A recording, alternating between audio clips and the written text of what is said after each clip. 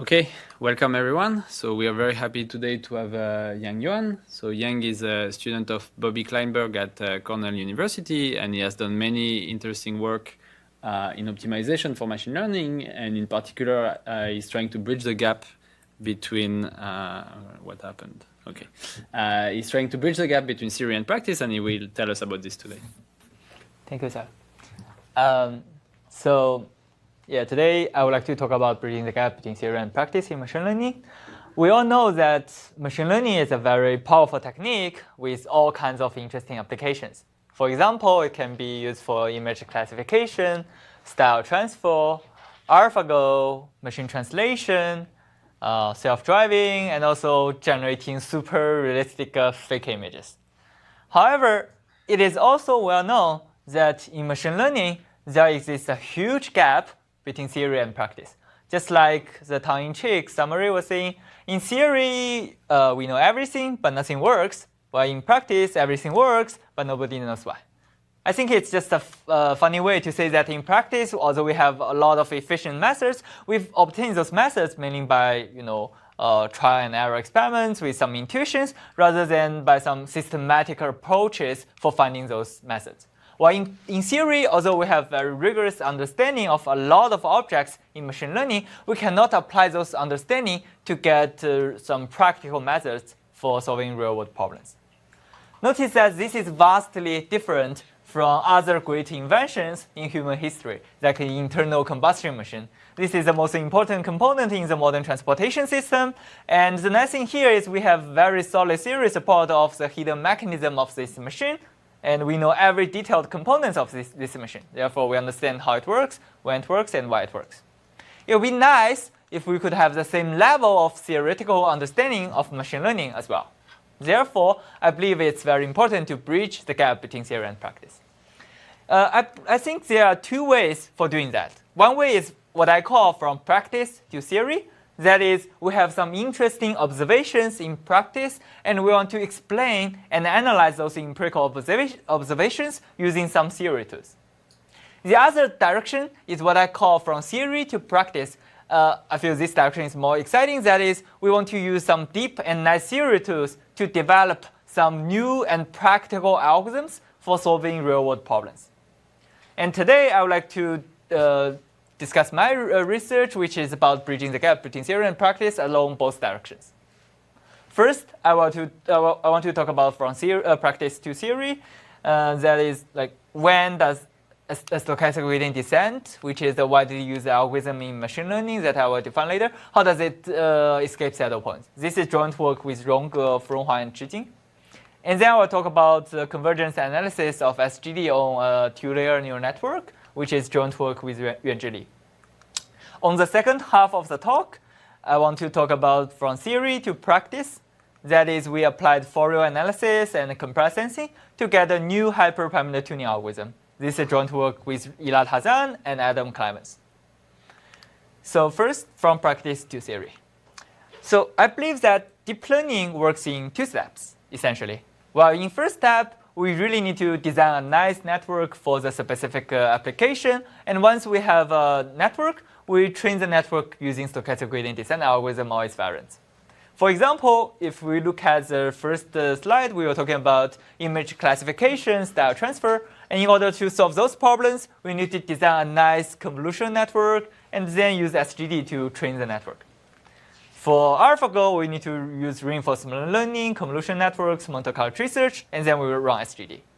Like for generating fake images, we need to design nice generative adversarial networks, and then we use SGD to train the network. So as I see it, machine learning is like a long, long, long tree.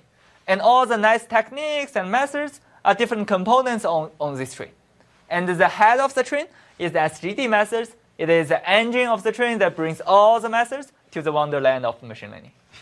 Therefore, we really need to understand SGD pretty well. Like, why does it work, when does it work, and how does it work? So now it's a good time for me to tell you what is SGD algorithm. But before doing that, let's first look at gradient descent, which is called GD algorithm. So here, for both SGD and GD, the task is to minimize some loss function L for the machine learning problem. So every machine learning problem has some loss function. And we want to find a vector W such that LW is minimized. So GD is doing iterative updates. Like currently we're at a point WT, and we do WT minus eta t, which is step size, times the nabla WT, which is a full gradient of the loss function L at the point WT. So here is a simple example. If we have a quadratic function and we just do like 10 steps of gradient descent, every time we take the full gradient direction, and after 10 steps, we'll get pretty close to the global minimum region. Although it looks like it's a pretty nice, simple, and intuitive algorithm, gradient descent has at least two problems. First, from a practical view, like computing the full gradient is very slow for big data. If you have a huge data set with like 1 million data points, in order to get the full gradient direction, you need to go through all the data points, which is clearly infeasible. While from a theory perspective, it is very easy for gradient descent to get stuck at some stationary points. For example, this is a one-dimensional function L, and it contains like two minimum points, one global minima, one local minima. If we are unlucky and we initial our point near this local minima region, then we will use some gradient very, very small, or even close to 0, and it will be impossible for us to use gradient descent to escape from that region. That is essentially why we want to use stochastic gradient descent in practice. This is a algorithm very similar to gradient descent, except that the gradient has some randomness. So we do WT minus eta t, which is the step size, times the capital GT, which is called the stochastic gradient. It has a property that the expectation of GT is equal to the full gradient at WT, but we can have some randomness in it.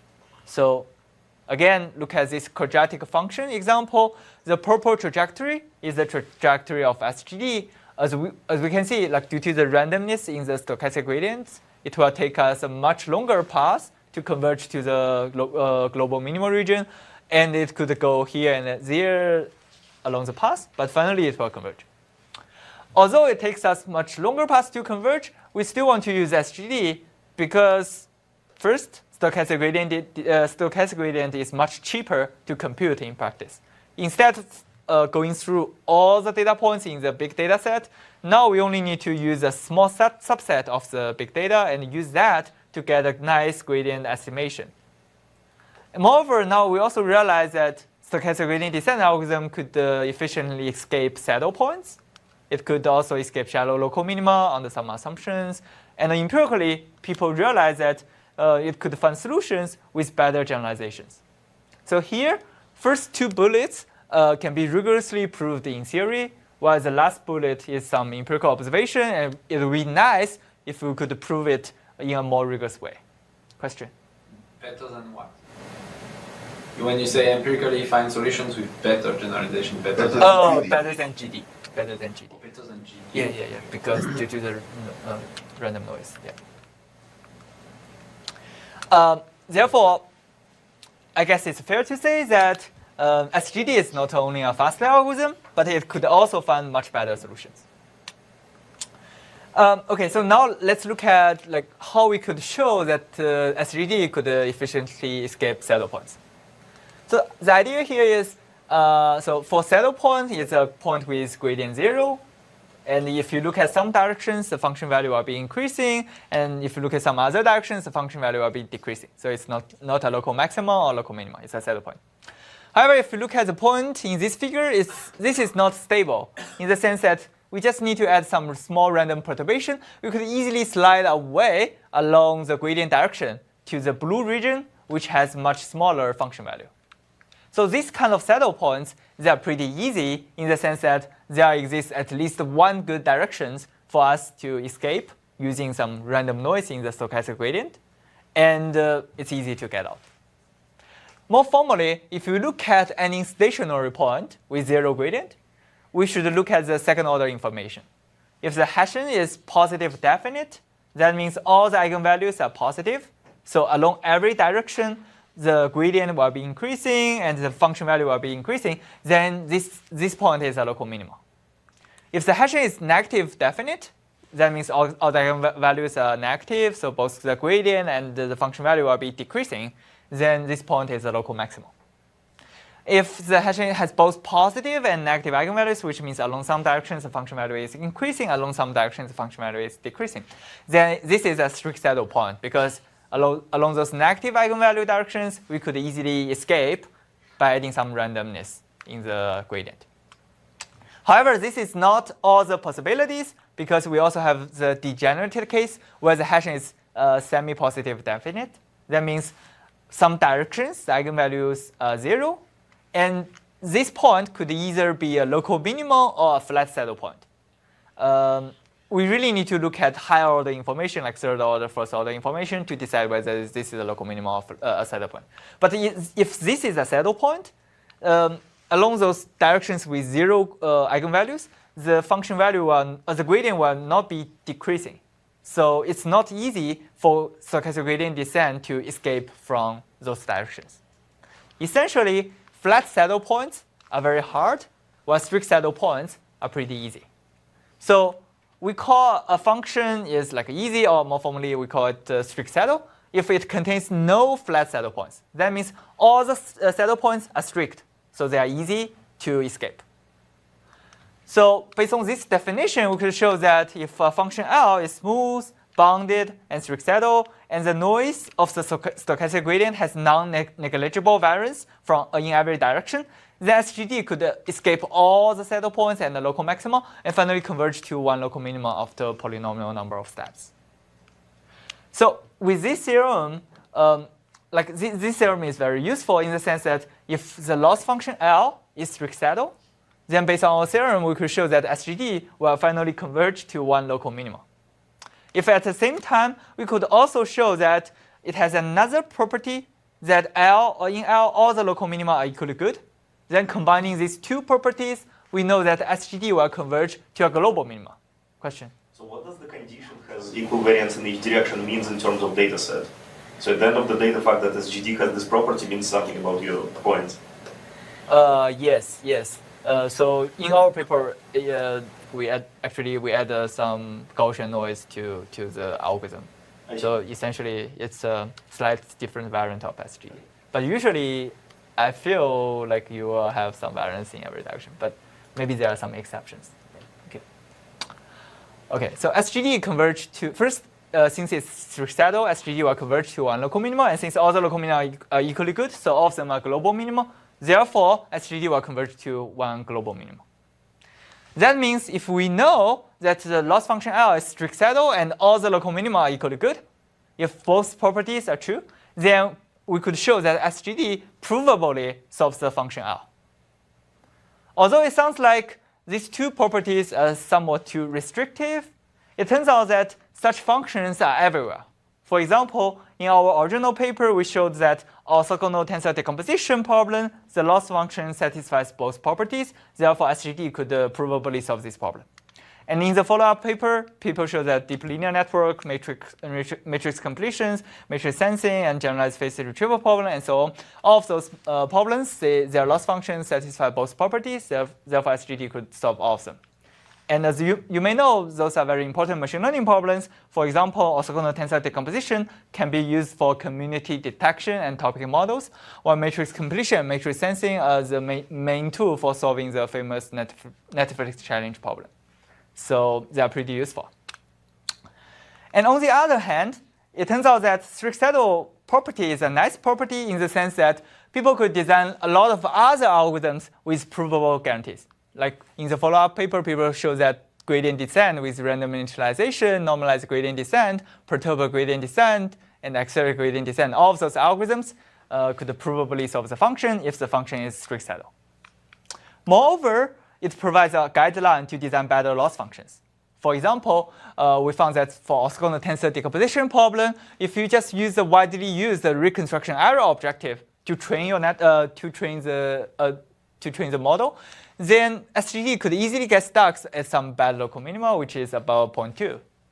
However, if you use a new objective, which we designed it and we proved that it is strict saddle and all the local minima are equally good, then empirically, SGD could easily find the global minima. So if the loss function is not strict saddle and SGD is not really doing well for your problem, you may want to like revise the loss function to make it strict saddle, and therefore SGD could be doing much better. If we really care about the reconstruction error, when you finish... This is the reconstruction error. This is on the Yeah, right, yeah. it's the reconstruction error. That's right. It's So not the new objective. it's not the new objective. You are designing the new objective in the way that like the global minima are equal to the reconstruction error 0 points. Like they are global minima, but they are in a slightly different format. Thank you. Okay, so that's it. Strict saddle, is a nice central island between theory and practice, because from theory side, we could show that all kinds of nice algorithms could have provable guarantees if the loss function is strict saddle. While on the practice side, we could show that all of like those important machine learning problems, their loss functions are strict saddle, and it could provide one way to get better results. Like if your loss function is not working well, you want to revise it to make it a strict saddle. So that is about why does SGD escape saddle points. So now, like after looking at strict saddle property, a natural question to ask is how about neural networks? Like since it's a nice property, maybe we could show that the loss surface of neural networks also satisfies this property. Therefore, SGD could probably solve this problem. The short answer for this question is not really, because the loss surface of neural network could be very complicated. This is like the loss surface of a 56-layer network near a local minimum region, and we projected the loss surface onto 3 random directions. So as we can see, the loss surface is very messy. There are mountains here and there. So it's very hard to argue that this loss surface is strict saddle. And indeed, if you look at it, even try to argue or analyze the trajectory of SGD on this loss surface would be very hard. It could be as complicated as some random work. However, the nice thing is, if you look at the same network, but we just add a new gadget, which is called the residual link gadget, then again, look at the loss surface. It's like the loss surface near a local minimum region and project onto 3 random directions. It becomes much better, like smooth, easier to optimize. Indeed, if you look at the trajectory of SGD on this updated network, it has a nice shape in the sense that first, at the beginning, it could be moving away from the final solution, but afterwards, it will be getting closer to the final solution. So it has a nice, clear two-phase dynamics. And I tried multiple neural networks with different data sets. It seems that this kind of structure is universal. OK, so what is residual link that we added? This is a very important gadget in the famous network structure called the residual network. This is a state-of-the-art network structure in deep learning. And the idea is the network is consisted of a lot of residual network blocks. And in every block, we have an input x. We pass it to 2 weight layers. We get output fx. At the same time, we pass it to the identity link, which is a residual link, which does nothing but just copy the input x by itself. And we add them together. So fx plus x will be the output of the block. And we're stacking multiple blocks together. That is a residual network. It is called a residual network because essentially the intuition here is every block, we have a lot of them. Every block is passing the input to the next block. But at the same time, it is using the function fx to compute some incremental residual value in every block. OK, so can we explain this observation in theory? Like what we see here is the loss surface becomes significantly better after adding the residual link. And also the trajectory of SGD is in 2 phases. First, it could move away, but afterwards, it will keep getting closer. The ultimate goal would be like we want to prove this for a very deep neural network, like 56-layer network. But it could be very hard. Today, I will tell you how to analyze the trajectory of SGD for a simple 2-layer networks. And it turns out that the trajectory also has the exact same 2-phase dynamics. Although it sounds like 2-layer neural network is too simple, like it's not deep at all, I would like to argue that this is really the first vital battleground for understanding neural network in theory, because it's not easy at all. About 30 years ago, we already know that 2-layer neural network has great representation power. We just use 2-layer network with sigmoid activation. We could approximate all the continuous functions. And also, people prove that there are a lot of lower bounds results for optimization for just two-layer neural network. It is, in general, as hard as NP hard problems or other computationally hard problems. Therefore, like, even try to understand the optimization for two-layer is highly non-trivial. So our starting model is like this. We have an input X, we pass it to a fully connected layer, and we got like W transpose X. And then we pass it to a activation layer, which is a ReLU, that stands for rectified linear unit. So for all the negative input to this activation layer, we will get 0, and for all the positive input, ReLU will make them unchanged. And finally, we take the summation of the output of ReLU, that is output of our network. So this is just a two-layer model. If we write it in mathematical form, it's L1 norm of ReLU of W transpose X.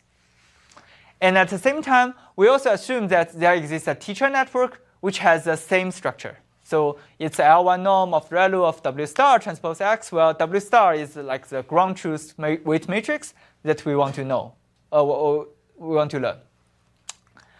And we are using square laws, which is expectation of the input X with respect to the label that our network produces and the correct label, and we take the square.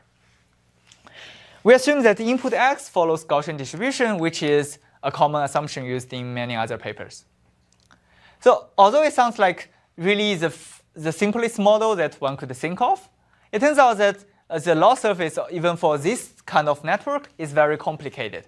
Like, it is observed that if you are doing gradient descent algorithm, you could easily get stuck at saddle points, even under very specific settings. And empirically, if you try to run stochastic gradient descent for this kind of model, you could easily get stuck at some bad local minima.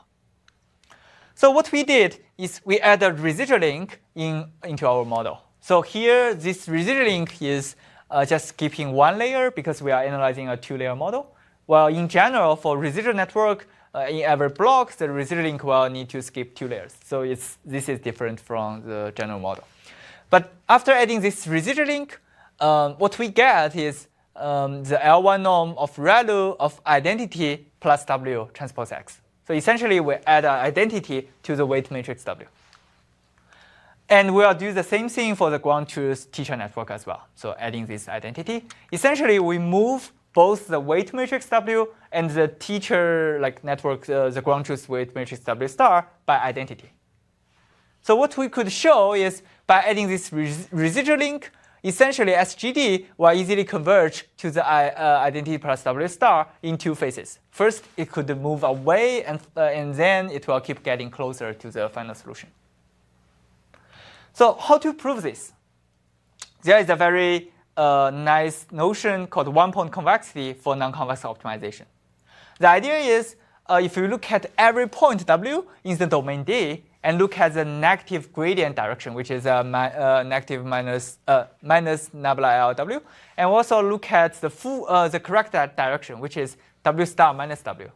If the inner product between these two directions is always positive for every W, then we call this loss function one-point convex. So here is the intuition.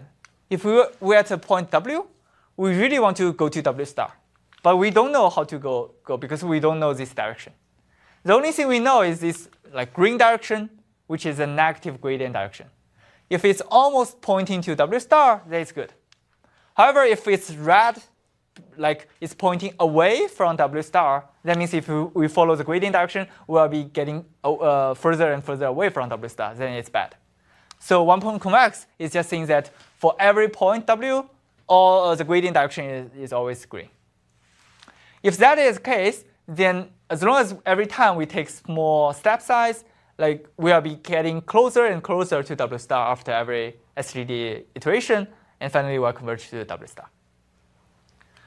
And notice that this one-point convex is a weaker condition than convexity because of the figure on the right. If you look at the yellow region, this is clearly concave. However, if you look at every point on this loss surface, the negative gradient is always pointing to the center. So this is one example showing that this is a not convex function, but one-point convex. And since for this project, we will be using one-point convexity, essentially below we will be analyzing the gradient descent algorithm. But we can also show that our analysis could tolerate noise in the stochastic gradient. Therefore, our results automatically apply to SGD as well. So if we have this notion like one-point convex, a natural question to ask is our loss function for this two-layer network one-point convex? If this is one-point convex, then we're done because SGD could easily converge. The answer is yes, but conditionally. We could prove the following lemma, saying that if the initial point W0 and W star, their spectral norm is bounded by some constant gamma, and the inner product between the between the negative gradient and the correct direction is lower bounded by this 0.16 minus g times forbidden norm square over 2. We really want this expression to be positive, because if it's positive, that it means the inner product is always positive, so it's one-point convex. SGD converges. So what is this g? G is a very important function that we call potential function that we define in our paper. It's essentially the absolute difference between the summation of the length of EI plus WI star and summation of EI plus WI. Well, like EI, WI, and WI star are column vectors of identity matrix W and W star. So it seems like this potential function is having a very complicated form. But we have a nice intuition for explaining what it means. It essentially means the distance of identity plus W to identity plus W star in terms of column length summation. So we look at both matrices. We look at every column of these two matrices. We sum up the length of every column, and we compare the difference. So if this G is very small, it is bounded by 0.16, then the expression on the right is positive. So we could show that the whole thing is one-point convex, therefore SGD converges. So what will happen if G is very large? If G is very large, then this expression will be negative. That means the inner product will be larger than a negative number, so it could be negative as well. So we did a simulation to see what will indeed happen if G is very large. So here is a real simulation. The green curve is the value of the potential function. And the blue curve is the inner product between the negative gradient and the correct direction. As we can see, initially, the potential function G is very large. So at the same time, the inner product is indeed negative. However, the good thing is, as we do SGD on the weight matrix W, after a few iterations, the inner product G will quickly decreases to very small value. And once it's very small, by using this lemma, we know that the inner product will become positive and will be in the one-point convex region. Therefore, it finally converges. Therefore, we can see there are nice two-phase dynamics here, where in phase 1, G is large, inner product is negative, so we'll be going away from the final solution. But fortunately, as G decreases, inner product will also be positive, so we will keep getting closer to the final solution. Although based on this figure, it seems like this two-phase dynamics is very clear, we still want to ask, what does this mean? For me, I feel that it essentially means that for at least optimizing this simple two-layer neural network, SGD is doing something very different from what it will be doing in convex optimization. Because for convex optimization, it will always keep getting closer to the final solution. While here, in phase 1, SGD is trying to work on a much easier task than recover the weight matrix W star. It tries to match the column's length summation of identity plus W star. And once this task is almost done, in the sense that the potential function G now becomes very small, so the column length summation is almost matched, then SGD will switch to do the final task, which is minimizing the distance of W and W star in terms of forbidden norm. So under this interpretation, it will be easy to have a two-phase framework. So in phase 1, we will show that potential function G will decrease to a very small value, even if we are doing stochastic gradient descent on the weight matrix W. And in order to show this, we need to carefully analyze the dynamics of SGD. And in phase 2, when G is very small, we show that we will be in a nice one-point convex region, and we will be keep getting closer to W star. And we also need to show the potential function G will always be very small in phase 2, so we will never ever go back to phase 1 again.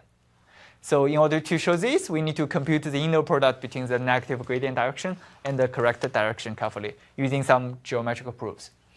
So due to time limit, I'm not going to talk about the details of these two proofs. Question? There's something I don't understand, because if I start with W very big, then G is very small. So why don't I initialize with a huge W? We have, what does it mean? Sorry. If W is big, If W is big, but W star is constant, so this difference will be very large, right? oh, it's not. Sorry, it's not. Okay. Yes. Okay. No. Sorry, it's an absolute. Oh, okay, yeah. And why do you have this assumption that the L2 norm should be less than gamma? Gamma doesn't appear after. Oh, yeah, like it's appear in the 1.6, like it's a very complicated form, so yeah. Can I ask a follow-up to substitution? Okay. So, does this help explain why SGD seems to be quite sensitive to the initialization? Because we have spent a bunch of time trying to figure out how to initialize these networks, right? And only from there on the SGD seems to proceed, whereas if you initialize poorly, then nothing seems to happen. Yeah, I feel it makes sense because essentially we need to make the spectrum assumption of W and W star here. If you initialize your W too big, essentially I think people show that if you initialize the spectrum for W is very small, it's almost okay, but if it's too big, then you will get stuck at some bad local minima. So essentially from this figure, if you initialize your point near this region, it seems to be hard for SGD to find a good solution. Yeah, but this is only for two-layer network. I'm not sure what is for like deeper network. So what's the suggestion for initialization? Just some small random weights? Yeah, for this model, essentially we could show that as long as the spectrum for W0 and W star is bounded by constant, even you initialize your W0 to be 0, you can always converge to the ground truth. And empirically, it is true. But for deeper network, maybe it's not like that. Yeah. So if input, so this is our theorem. Like if input is from Gaussian distribution and the W0 and W star, they have bounded spectrum. SGD could converge to W star after polynomial number of steps and in two phases. First, it could move away, then it will keep getting closer. So notice that this spectrum assumption on W0 actually matches with the standard of 1 over square root of D initialization scheme. Because like if you initialize, that is what we use in practice. So if you initialize every entry in the weight matrix in the order of 1 over square root of D, then the spectrum of the random matrix is constant. So, yeah. And this is one of the first results on analyzing SGD for neural networks. And I think it's very interesting because, as I said before, empirically I could observe that deeper networks have same two-phase dynamics as well. So maybe even for deeper networks, we could identify some potential functions for them and try to prove this kind of dynamics for them as well. But empirically, do you find that for deeper networks, the initial points is more sensitive to the initial points? Oh, I just use standard initialization. So if you are using standard initialization like this, like one out of 1 over square root D, then you will always have these kind of dynamics and converge to similar the points with similar quality. But if you initialize it too big, maybe you will get arbitrary behavior. I'm not sure. I never tried. I'm just comparing for deeper network. It says has a similar empirically two-phase dynamics. Yeah, two-phase dynamics. But I'm saying that, for example, if you use this random initialization for the two-layer, you always get convergence. But would that working less well on the deeper network? Oh, like here it's proper learning in the sense that student network and teacher network, they have same structure. But in practice, it's never the case because like the labels are generated using whatever the model. Like it's from real data. So you never expect to learn the exact ground truth. And also, I believe that for deeper networks, there are a lot of local minima, but the quality of the local minima will improve as you have larger student network or deeper student network. So here, your deeper network has same two dynamics you observe is also on a similar like a student-teacher type of network. Oh no, it's for like modern network for like the CFAR 10, CFAR 100, some vision data sets. Yeah. Okay, so that's the first half of the talk. That is from practice to theory.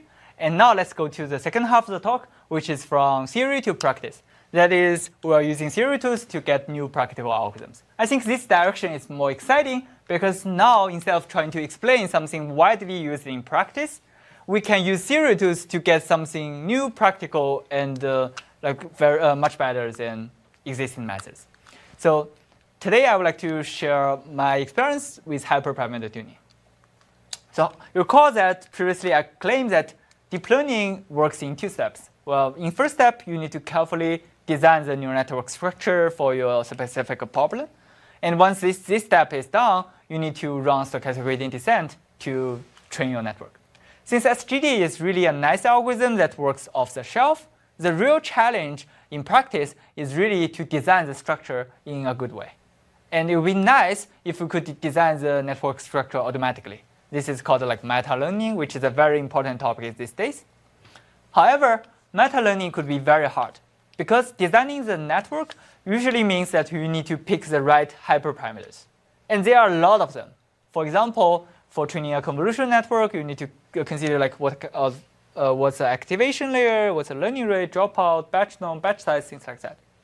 If you do not have a nice prior knowledge about those hyperparameters, then you'll be very challenged to find a good configuration of those hyperparameters. Because in order to know whether a configuration is good or not, you need to use that to train the network, to wait for a few hours or a few days, and finally you get to observe the final outcome. So it's very time-consuming. In general, we call this hyperparameter optimization problem, where the task is to minimize a highly non-convex black box function f in query mode. Every time we insert the input x1 to xn to a black box, and then we wait for the black box to return the final outcome fx on the input. And the queries could be very expensive, so we really need our algorithm to be query efficient.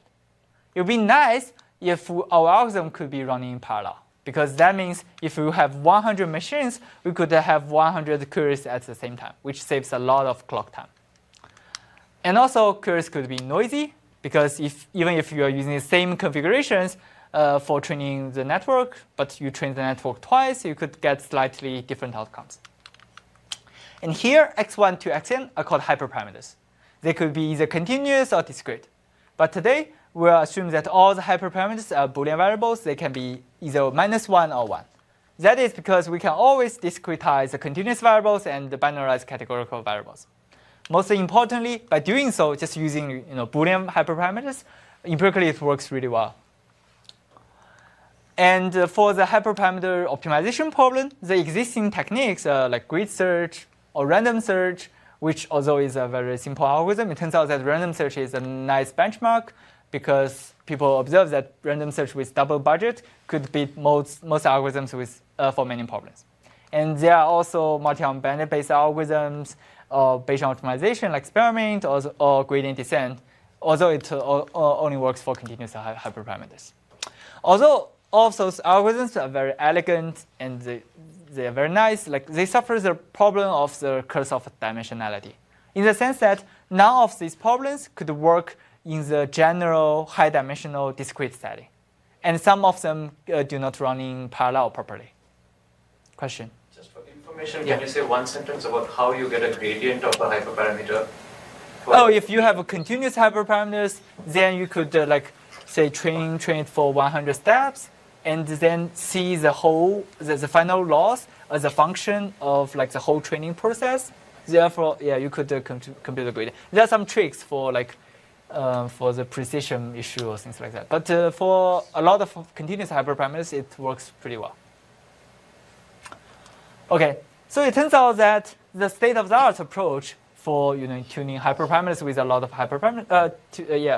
Is really hand tuning. Like this is experimental results that that I did for tuning residual network on CFR10, and I will talk a little bit more about the details later. But here, every row is an algorithm, and the figure on the left is the test error of all the configurations that different algorithms could find. And the figure on the right is the total running time of different algorithms in terms of the total GPU days. As we can see that like the first row is the best human rate reported by the authors of the residual network paper. That is better than all the other configurations founded by those different algorithms. Although all of those algorithms need more than like 2 weeks for tuning the hyperparameters. The nice thing about our method is our method could beat hand tuning, and we only need like 6 days of running time. So why is it so efficient? So what's the state of the art of this data set though? So you don't beat it, right? So you beat only one specific architecture. Oh yeah, we beat the specific architecture. Okay. That's right. Yeah. We didn't try others, but for recurrent network, we tried it a little bit. We didn't beat the hand tuning, but we beat all the other hyperparameter tuning methods. Do you know why hyperband is so bad?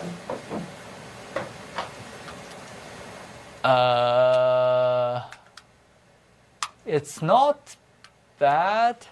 Okay, so if you directly use hyperband, then it's a super large space, like very high dimensional space.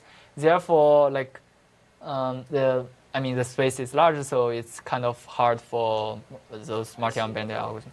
But our method indeed use hyperband as the last stage, like fine-tuning method, and it is really working pretty well. Once you have like it's because you use the hyperband just on the whole space. On the whole Yeah. But it's very effective in our method as a subroutine. Yeah. Question. So I'm confused by something, which means that I maybe don't understand the visualization as well. Sure. So I would have expected all the techniques to start at the same point. So if the lines are the different things they tried, I would expect them to all start with something roughly equally bad. And now it looks like Spearmint, for example, just guessed something really good to begin with and then fine-tuned on the data. No. To make it clear, I plot the top 10 configurations that different algorithms could find. Initially, those algorithms could find very bad results. This is just top 10. Next question. So our method is based on a new assumption on the black box function that we assume that f is a high-dimensional function of Boolean variables, and at the same time, f can be approximated by a small decision tree. And I will talk about this assumption later. So under this assumption, we could design a new algorithm, which we call harmonica. It is using compressed sensing in the Fourier domain, and it supports parallel sampling very efficiently, and it admits very fast optimization. Most importantly, it works very well, like what we see. Empirically, we found that it beats hand tuning and random search with 8 times budget for tuning residual network. So what is our assumption here? So if we say that f can be approximated by a small decision tree, it's essentially saying that we can use a small decision tree that is making decisions based on the value of the hyperparameters, and finally we'll get some outcome, which is a prediction of the value of the black box function f. And if this assumption is true, essentially it means that f has really a few influential variables that will almost determine the final outcome, and all the other variables have some incremental contribution. And this assumption is true for many applications, at least for our application for tuning residual network, this seems to be true. So if this assumption is true, that means we assume the black box function is approximately a small decision tree. Then it suffices to try to learn this decision tree. And once we have the decision tree, we can minimize the decision tree in order to minimize the black box function f. So how do we learn this tree? There are 2 steps for doing that. First step, we can show that a decision tree is approximately a sparse low-degree polynomial. This is a well-known result, saying that any decision tree can be approximated by a low-degree sparse polynomial function. And then now it suffices to learn this sparse low-degree polynomial. So we can show that we could learn the polynomial using Fourier basis. So Fourier basis is like chi s. Well, s is a subset of n Boolean variables, and chi s is multiplication of xi, while I is from the subset S. So since there are 2 to the n of subsets for n Boolean variables, we know that there are 2 to the n of Fourier basis. And together, they will form a complete orthonormal basis for Boolean functions. In the sense that for any function f, we could always represent it as a linear combination of Fourier basis, like a summation of alpha s times chi s. Well, chi s is a Fourier basis, and alpha s is a coefficient of the Fourier basis. So let's look at one simple example. If the black box function f is having a very simple form, it's like 2x1 plus 8x1 x2. Then if we take like 3 random samples, like 1 minus 1, 1, or 1 minus 1, like then based on the definition of the function f, we'll know the outcome is like minus 6, 6, and 10. If we just look at this simple table, it will be very hard for us to recover the function f, because f is not really a linear combination of x1, x2, x3. So what we could do is we could expand the matrix by adding 3 more columns. We could add x1, x2, x1, x3, and x3, x3. After doing that, we will observe that all these 6 columns, they are essentially a subset of the Fourier basis. And the whole blue matrix is a measurement matrix in the Fourier basis, in the sense that every row is a random sample, and the value in every row is the value of that random sample in the corresponding Fourier basis. So once we write the measurement matrix in that form, it's clear to see that f becomes a linear combination of the basis. It's like 2 times the first column plus 8 times the fourth column. And all the other columns have 0 contributions. Now it suffices to run L1 regression to recover the function f.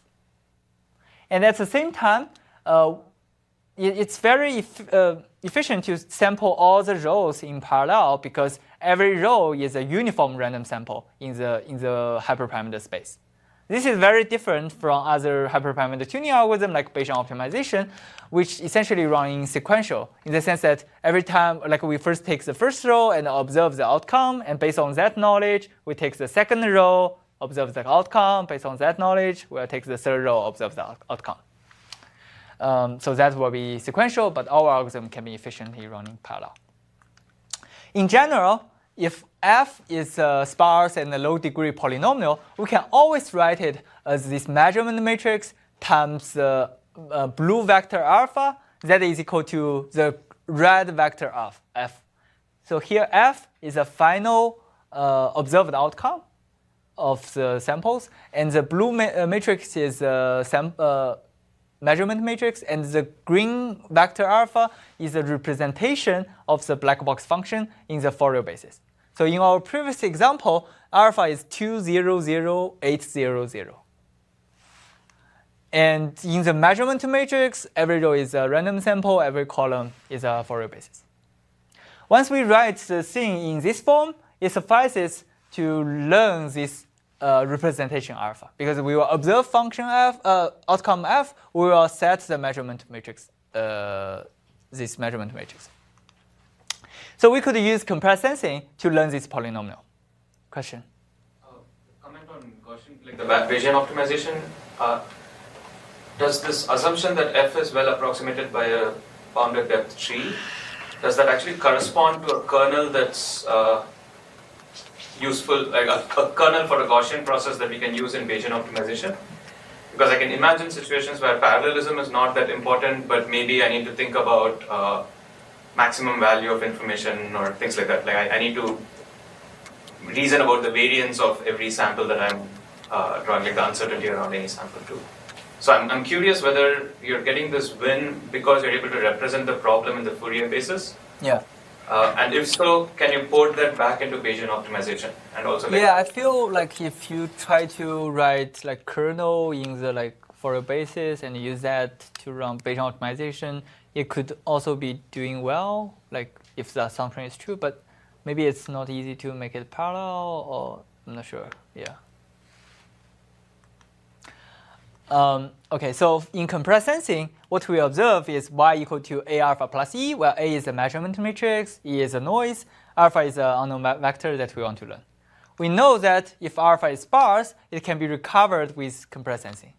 And more generally, we know that if the measurement matrix A satisfies that all its rows are uniform random samples and the columns are in the Fourier basis, then we could use L1 regression to find the alpha hat such that alpha hat is very close to the ground truth alpha, and the difference is bounded by c times the length of error term over square root of m, where m is the number of samples that we take.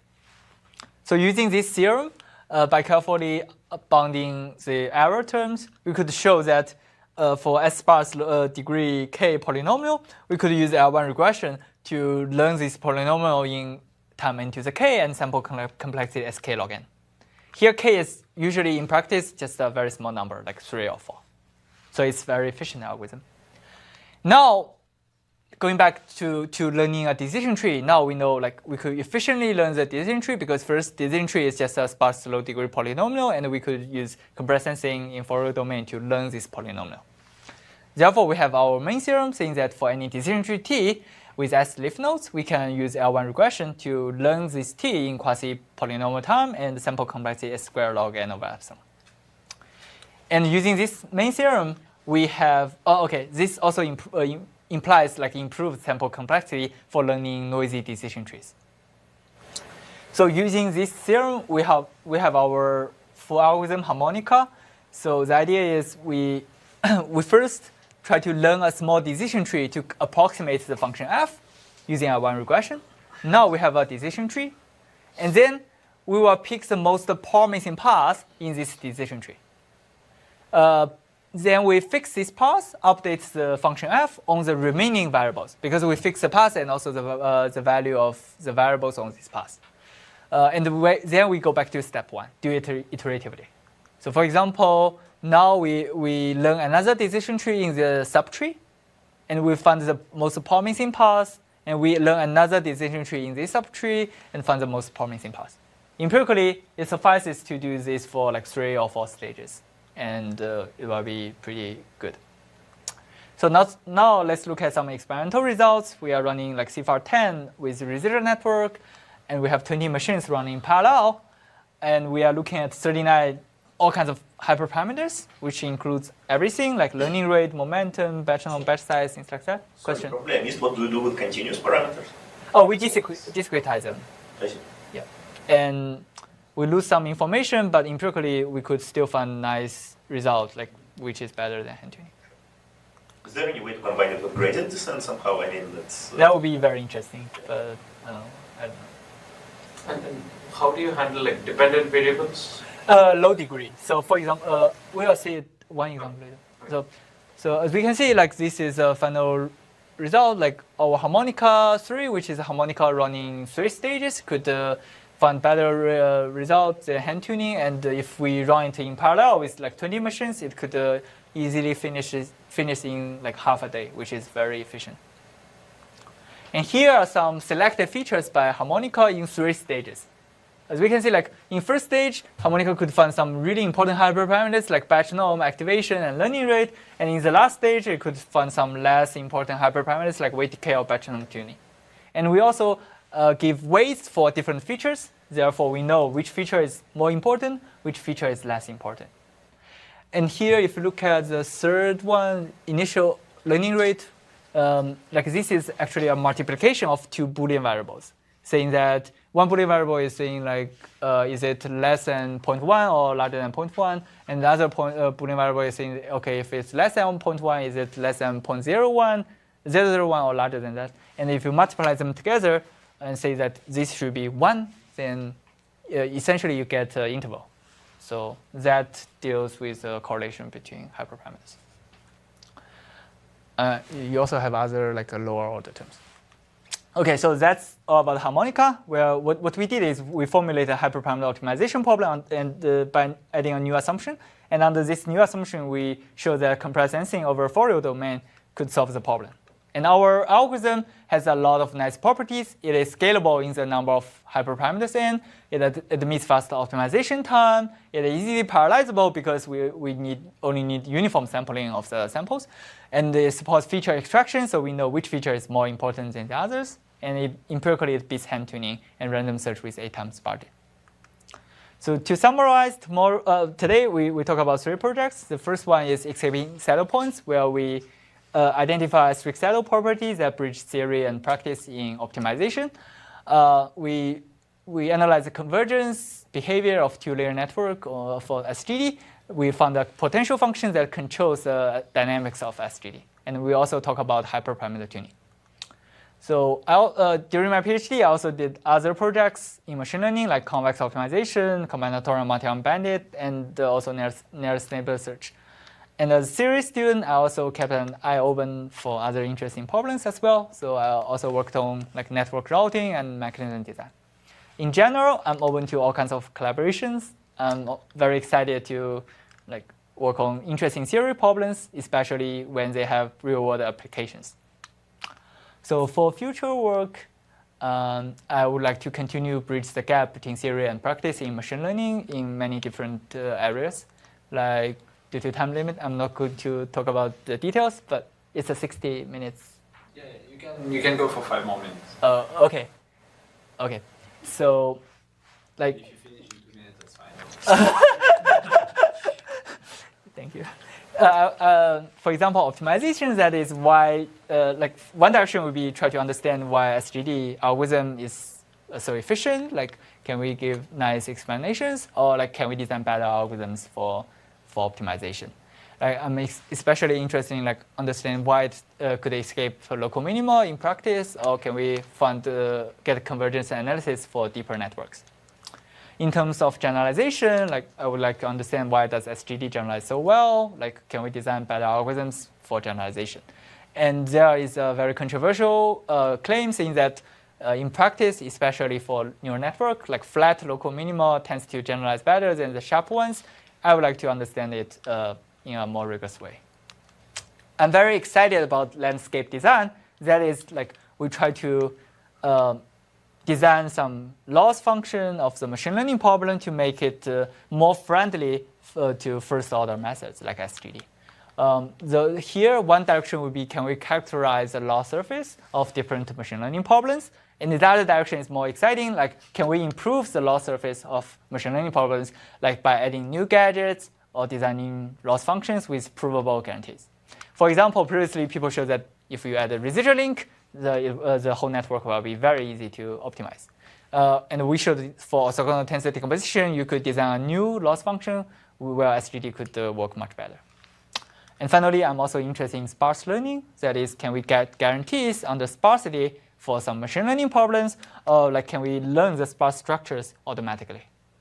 So I will stop here. Thank you for listening.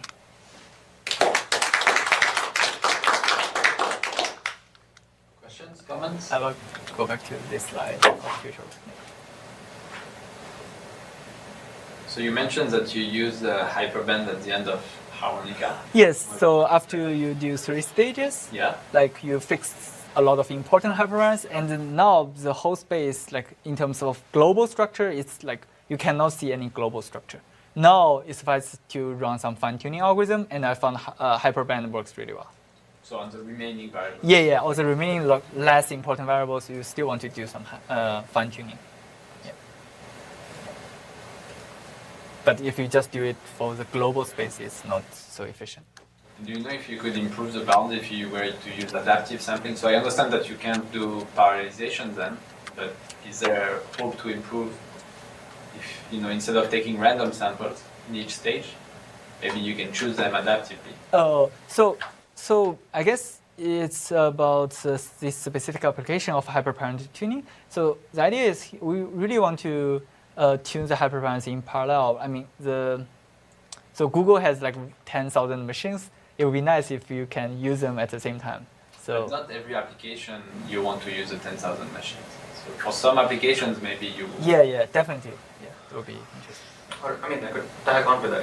The thing that I felt was missing was that different choices of these hyperparameters could have different training times. There could be poorly chosen regularization that causes this thing to run for 3 days, or a better chosen regularization that causes it to converge in an hour. And essentially, it makes sense that you're not just uniformly sampling and then having to wait 2 days so that the worst chosen parameters eventually finally give you an answer. Yes, yes.